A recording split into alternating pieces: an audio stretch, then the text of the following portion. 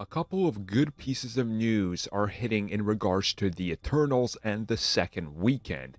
These include the fact that it actually overperformed what analysts were expecting, and it did manage to come out on top in its second weekend. Yes, it took down Clifford the Big Red Dog, so good news for the Eternals. Now let's talk about the numbers.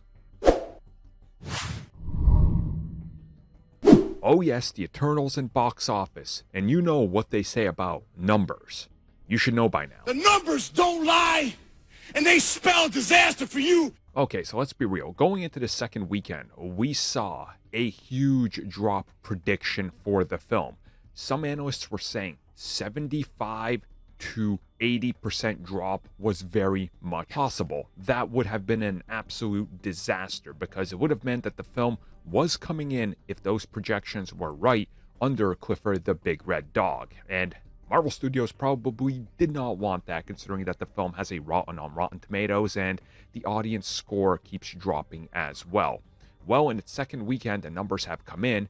It leads the box office with $27.5 million for a 61% drop. Now, this is the type of number they were looking for. This drop is actually less than what most Marvel Studios and DC films see, which I think is really good. Now, of course, on the other side of that, you have the other argument. Well, it also opened with less, so yeah. And again, that argument can go any way, right? But I think it's good here.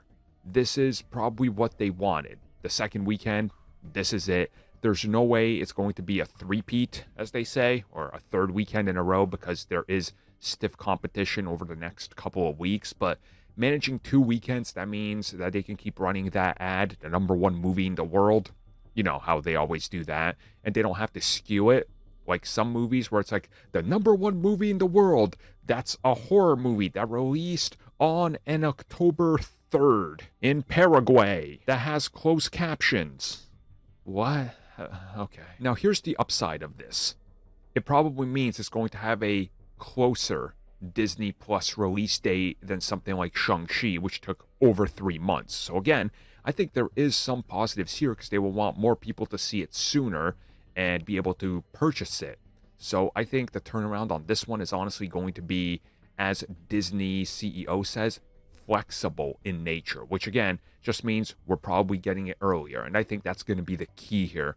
Get it to people as soon as possible when the numbers go down in a pretty dramatic fall, which I assume will be, again, the third weekend. Now, the third weekend could be interesting where it might actually come out on second again and see another 60% drop, which would be good. But there is also the chance that some are saying it could end up in third, which that might not be so good. But again, that's still a week out, and we'll talk about that when the time comes.